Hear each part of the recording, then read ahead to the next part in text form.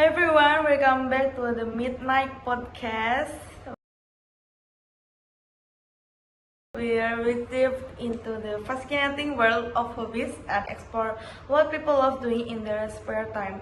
I'm your host Badria, and today we have a special guest on the show, my friend Rokhima. How is it going, Rokhima? Hi Badria, I'm doing really well, thanks. We've been looking forward to this. I love talking about hobbies, so I'm excited to get into it.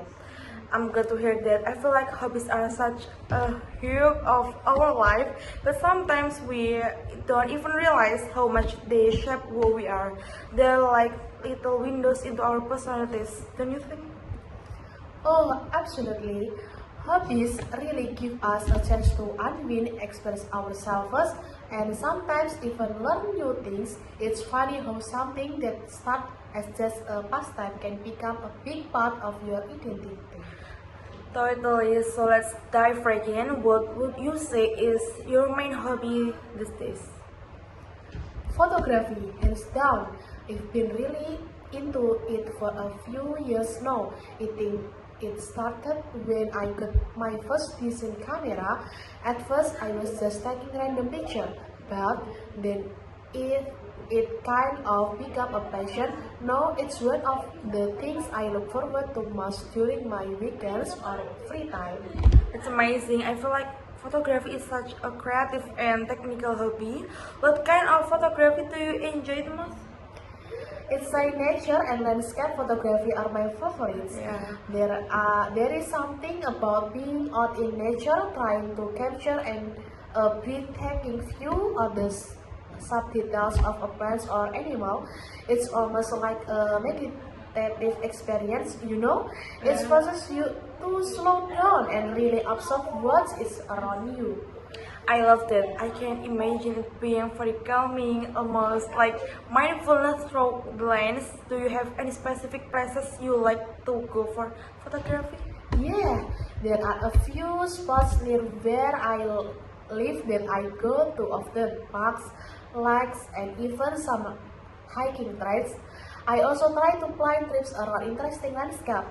Last year, I went on a road trip through some national park, and that was a dream come true for me as a photographer. There is just so much beauty out there to capture. Wow, that sounds incredible. I've always thought that about doing a photography road trip. It must be amazing waking up in these places and knowing you spend the day capturing those views. It really was, and what's cool is that very everyday felt like an adventure. Sometimes the weather was not ideal, but that just made me adapt and get creative with the shots. It taught me a lot about patience too, because sometimes you are waiting for the perfect light or moment that you just cannot predict. I imagine that would be one of the biggest challenge. Learning to work with the nature give you there. You have any favorite photos from the trip?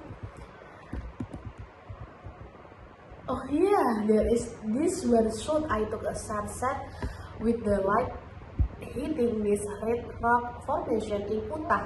Yeah. The colors were so vibrant, and it was one of those moments where everything just aligned perfectly. The light, the shadows, the landscape.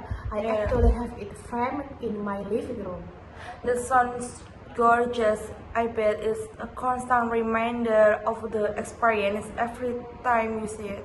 Exactly, it's like reliving the moment. That's one of the things I love about photography. Each picture tells a story, and when you look at it, you get to back to the place and time. It's like a visual diary. That's a beautiful way to put it. I think that's why photography resonates with so many people, whether they're professional or just hobbies. It's about freezing a moment in time and being able to share your perspective with others. Yeah, and the best part is anyone can get into it. You don't need the most expensive camera or the perfect settings to start enjoying photography. It's more about the process and how you see the world. Even with a smartphone, you can capture amazing moments. Yeah, that's true. Technology has made photography so accessible. Speaking of accessible hobbies, let's talk about mine. Gardening is something I got into recently, and honestly, I didn't expect to enjoy it as much as I do. Gardening, that's awesome. It always heard it's really therapeutic. What got you into it? It actually started during the pandemic. Like a lot of people, I was spending a lot more time at home and I needed something to keep me busy. I started with just a few potted plants, and before I knew it, I was shocked.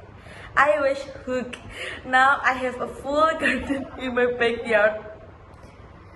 That's such a great story. So, what do you grow? Flowers, veggies, or herbs? A bit of everything. I start with herbs like basil, thyme, and rosemary because they are easy to grow and I could use them in cooking. Then I expanded to vegetables like tomatoes, peppers, and cucumbers. It's so rewarding to grow something from a tiny seed and eventually use it in your meals.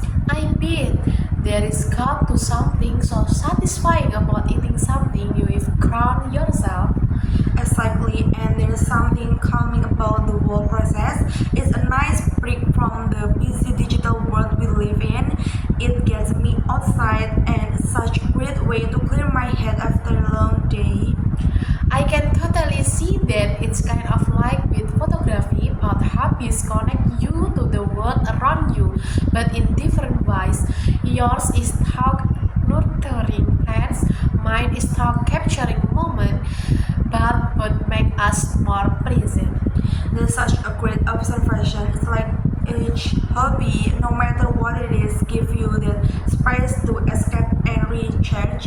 Do you think hobbies are important for maintaining a good work-life balance? Oh, for sure. I think it's so easy to get caught up in work or the stresses of daily life. Hobbies remind us to take time for ourselves, serious, and do something just for the joy of it. They bring balance because they are not about productivity or meeting deadlines. They are about doing something that makes you happy. Yes, I think that's one of the best parts about hobbies. They're not about achieving something external, but more about personal fulfillment. So, if someone listening right now and they don't have a hobby, what advice would you give them to find one?